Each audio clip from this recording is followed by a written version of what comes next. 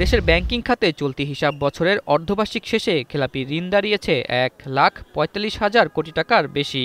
অন্যদিকে 2022 এবং সবশেষ তথ্য মিলে ঋণ পুনঃতফসিল, মামলায় আটকানো ও অবলোপন সহ এর পরিমাণ দাঁড়ায় 5,56,000 কোটি টাকার বেশি।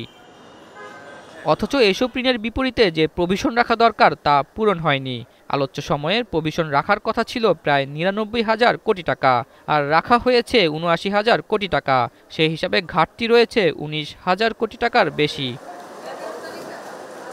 এদিকে ডলার সংকট ও চাহিদার কারণে কমছে রিজার্ভ। বাংলাদেশ ব্যাংকের সবশেষ তথ্য মতে বর্তমানে মোট রিজার্ভ রয়েছে 24.09 বিলিয়ন এবং আইএমএফের শর্ত BPM-6 অনুযায়ী 18.61 বিলিয়ন ডলার। সেই সঙ্গে সবশেষ 7 টাকা বেড়ে ডলারের মূল্য হয়েছে 117 টাকা।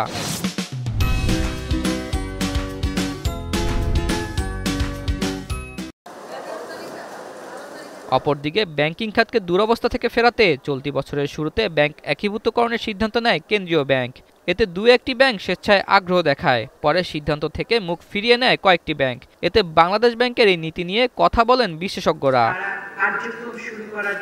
ব্যাংকিং খাতের এই শোচনীয় অবস্থা, এই খাতে নেওয়া নীতি সিদ্ধান্ত এবং এর ভবিষ্যৎ নিয়ে উদ্বিগ্ন হয়ে আলোচনায় বসেন বিশ্লেষকরা। সেখানে নিয়ন্ত্রক সংস্থা হিসেবে কেন্দ্রীয় ব্যাংকের ভূমিকা ও দায়িত্ব পালন নিয়ে প্রশ্ন তোলেন আলোচকরা। সেই সঙ্গে সমস্যা সমাধানে নানা পরামর্শ দেন তারা।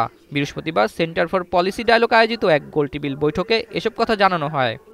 ম্যানেজমেন্টের মধ্যে প্রবলেম হচ্ছে বিভিন্ন ব্যাংকে। আলোচনায় মূল প্রবন্ধ উপস্থাপন করেন সিপিডির নির্বাহী পরিচালক ফাহমিদা খাতুন। বাংলাদেশ ব্যাংক একীভূতকরণ সহ যেসব সিদ্ধান্ত নিয়েছে সেগুলো পর্যালোচনা করা হয়েছে কিনা তা নিয়ে প্রশ্ন তোলেন তিনি। খারাপ ব্যাংকের পরিচালকদেরকে সেখানে তাদের বলা হয়েছে 5 বছর পরে তারা আবার তাদের স্ব-আসনে প্রতিষ্ঠিত হতে পারবে। এটা কোন ধরনের নীতিমালা, সেটা একটা প্রশ্ন রয়ে যায়।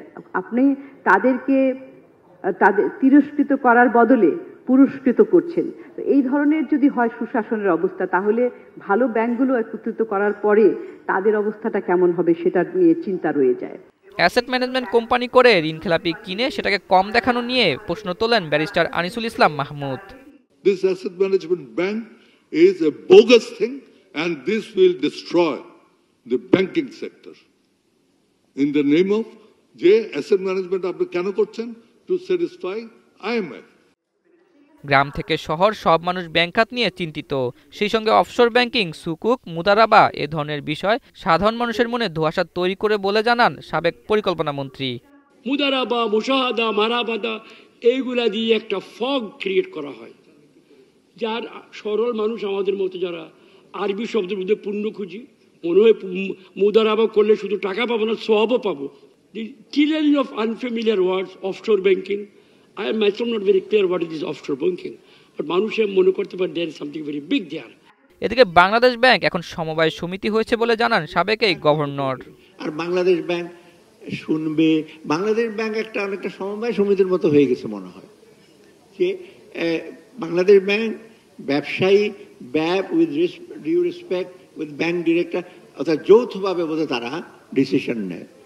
মানে তাদের চাপ আছে, যাই বলেন ব্যবসায়ীদের চাপ আছে। বিশ্লেষকরা বলেন ব্যাংকগুলো যখনই সমস্যায় পড়ে তখনই সহায়তা দেওয়া হয়, যা বন্ধ করা প্রয়োজন। না হলে ব্যাংক কখনো নিজ ইচ্ছায় ঠিক হবে না বলে জানান তারা।